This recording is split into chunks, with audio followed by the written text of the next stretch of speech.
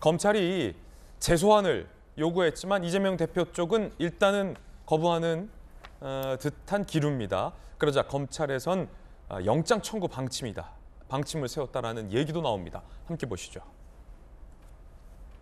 더 이상 출석 없다. 이재명 대표 재소환 불응 방침. 그제 이재명 대표 측 심야 조사 거부. 검찰 추가 조사 받으라 요청. 31일, 2월 1일 후보일도 나왔어요. 동아일보 보도에 따르면 민주당 핵심 관계자 제1당의 대표가 검찰이 부를 때마다 가는 경우가 어디냐. 더 이상의 출석은 없을 것이다. 라고 못을 박았습니다.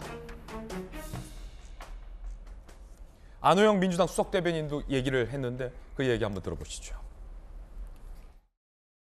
추가 조사가 필요하다 이런 취지로 말을 했을 때 대표께서 얼마나 시간이 필요하냐 이렇게 물었더니 모른다. 망신주기 수사에 그런 목적이 크다 이렇게 보기 때문에 대부분의 우리 최고위원들께서는 대표가 출석해서는 안 된다 이런 의견이 대부분이었고 대표님께서는 그 부분에 대해서 경청을 하는 입장이었습니다.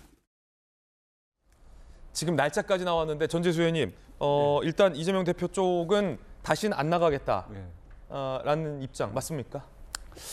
일단은 소환에 응하고 응하지 않고는 그렇게 중요한 것 같지가 않습니다. 아, 그래요? 예. 왜 그러냐면 이재명 대표가 소환에 응하지 않는다고 해서 검찰이 기소를 안 할 거냐? 그것도 아니거든요. 그러면 소환에 응해가지고 성실하게 조사에 협력을 하더라도 했다고 해서 그럼 검찰이 기소를 안 할 거냐? 그것도 아니거든요. 예. 그러니까 검찰이 지금 하고 있는 것은 사실은 이제 지난번에 이제 선거법 위반 사건을 가지고서 기소를 하는 것을 보고 이재명 대표와 관련된 어지간한 것들은 전부 기소를 하겠구나 이런 느낌이 들었거든요. 왜냐하면 선거법 그거는 뭐냐면 기억의 영역, 그러니까 기억하냐 못하느냐 이걸 가지고 기소를 하는 경우는 거의 없는데 기억을 못한다 또는 왜 기억을 못하느냐 이런 문제를 가지고 선거법을 기소를 하더라고요. 그걸 보면서 어지간한 문제를 가지고서는 전부 기소를 하겠구나 이런 이제 느낌을 받았기 때문에 지금 이 상황에서 소환에 응하고 소환에 응하지 않고는 저는 중요하지 않다. 어차피 검찰은 기소를 향해서 그냥 쭉 앞으로 나아가고 있는 것으로 보여지기 때문에 그렇게 중요한 게 아니라고 생각을 합니다. 그리고 앞에서 이제 다른 분들께서 마치 묵비권을 행사를 하고 진술 거부권을 행사를 하는 것이 무슨 범죄 혐의가 있어서 그런 거 아니냐 또는 당당하지 못한 거 아니냐 비겁한 거 아니냐 이런 이제 비슷한 이제 말씀을 하셨는데 그렇지가 않습니다. 대한민국 헌법 12조 2항에서는 소위 말해서 묵비권이라고 이야기하는 진술 거부권이 헌법적 권리로 보장이 되어 있는 겁니다. 그것을 진술서로 대체를 하든 또는 대답을 하지 않든 하는 것은 법정에서 검사와 피의자가 대등한 위치에서 공격하고 방어하기 위해서 헌법이 보장하고 있는 권리인데 마치 그것을 뭐 이상한 것처럼 이렇게 말씀을 하시는 것은 헌법적 권리를 훼손하는 말씀이다. 이 말씀을 제가 아울러서 드리고 결국은 정치적 주장의 크고 작음 또는 정치적 목소리가 크고 작음 이것으로 이 사건이 결정지어지는 것이 아니고 유무죄를 강력하게 주장을 하고 있기 때문에 법정에서 증거와 증거를 가지고서 결국은 법정에서 판가름 날 거라고 생각을 합니다. 2021년 가을에서부터 시작이 됐거든요. 2022년을 지났고 2023년 이제 2월입니다. 이제는 좀 일단락하는 것이 검찰 입장에서도 이거 너무 오래 끌어가지고 무슨 다른 정치적 목적이 있는 거 아니냐 이런 이제 우려들이 국민들 사이에서 조금씩 나오고 있기 때문에 빨리 좀 기소할 거 하고 법정에서 유무죄가 가려졌으면 좋겠다라는 말씀을 드리도록 하겠습니다. 그렇다면 검찰은 2차 소환에는 응하지 않겠다라는 이재명 대표 쪽의 이 방침과 기류에 대해서 어떤 카드를 검토하고 있을까요? 함께 보시죠. 구속입니다. 구속영장 청구 방침. 동아일보 보도에 따르면 검찰은 이재명 대표 측 2차 출석 불응 시 대장동 의혹과 성남FC 후원금 사건을 병합하여 이르면 2월 초에 얼마 안 남았거든요. 오늘이 1월 30일 월요일이잖아요. 1월은 31일까지 있잖아요. 2월 초 며칠 안 남았습니다. 사전 구속영장을 청구할 예정이라는 거예요. 이렇게 되면 노웅래 의원 사례처럼 법원 가기 전에 국회에 체포 동의안을 걸치게 돼요. 부결될 경우는 이 불구속 기소 관측이 되고 있어요. 근데 이 정치적 여파가 있겠죠. 체포동의안 통과냐 부결이냐에 따라에 대해서. 백현동 변호사비 대납 의혹 등도 수사 상황 따라 출석 요구 가능성도 있다라고 합니다. 그렇게 되면 또 이제 국회의 시간인데 지난번 노웅래 의원 때도 이제 방탄 국회 이런 논란이 좀 있었잖아요. 그리고 그때 진중권 교수가 그랬나요?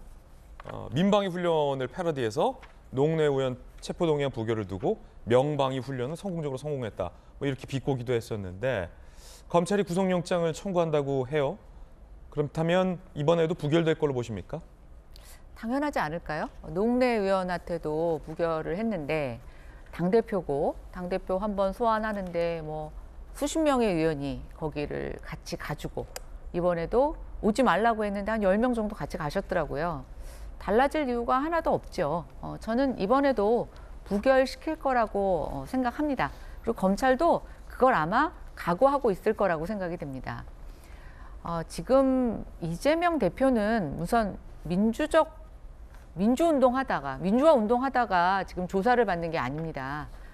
특히 민주당의 당대표로서 뭘 해서 또 조사받는 것이 아니고 본인이 재직하던 전임 시장 시절에 있었던 여러 가지 부패 혐의에 대해서 수사를 받고 조사를 받는 겁니다.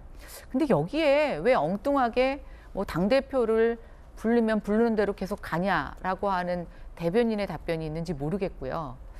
검찰 한번 입장에서 생각해 보십시오. 평일날 나오라고 요일을 제안했더니 주말에 나온다고 하더니 주말도 9시부터 할 수 있는데 딱 10시 반에 나와가지고 아마 여기 조사 시간 당대표니까 50분 조사하고 10분 쉬는 거 철저하게 지켰을 겁니다. 그다음에 불리한 자료 내놓으면 잠깐 변호인 접견하겠다고 나가고 밥 먹고 그리고 심야 조사 안 받겠다고 그러고 그럼 어떡합니까? 어떻게 조사를 합니까? 저는 조사하는 방법에 대해서 이제 한계가 있다고 생각을 했을 거예요. 그래서 이제 구속영장에 대해서 준비를 하고 있겠죠. 저는 수순이라고 생각하는데 검찰은 그럼에도 불구하고 이재명 대표의 구속영장이 체포해서 동의안이 부결될 것을 저는 어느 정도 굉장히 강하게 가능성으로 두고 있다고 보고 있고 과연 그러면 어떻게 하느냐 그다음에 이제 거의 재판에서 싸울 거라고 보여지는데 시청자 여러분, 조국의 강이 이재명의 강으로 전환되는 기시감이 느껴지지 않으십니까? 조국 전 장관도 처음에 기자들이 막 질문 여러 가지 혐의를 했을 때 조사 과정에서 검찰에 가서 진술하겠다라고 얘기했고 검찰 진술 과정에서 또 진술하지 않고 재판에서 얘기하겠다고 했고 재판 과정에서도 굉장히 불성실하게 답변을 했던 것으로 알고 있습니다. 그런 똑같은 복사판이 될 것 같은 느낌이 듭니다. 국민의힘의 박정아 수석 대변인은 이렇게 논평을 냈습니다. 이 대표 정치는 참 좀스럽고 지저분합니다. 왜 구질구질하게 권력을 부여잡고 그 뒤에 숨어 있는지 동의하기 어렵습니다. 도대체 언제까지 이 기괴하고 짜증나는 광경을 지켜봐야 하는지 답답합니다. 법치와 국가 시스템마저 부정하고 있습니다. 이런 뻔뻔한 정치인, 이런 당당한 범죄 혐의자 일찍이 본 적 없습니다. 그런가 하면 민주당의 박성중 대변인은 또 다른 논평을 냈습니다. 이번엔 민주당 논평입니다.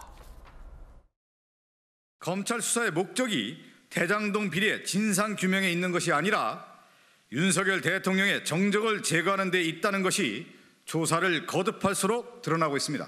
조작 수사를 하고 없는 죄를 만들면 그건 깡패입니까? 검사입니까?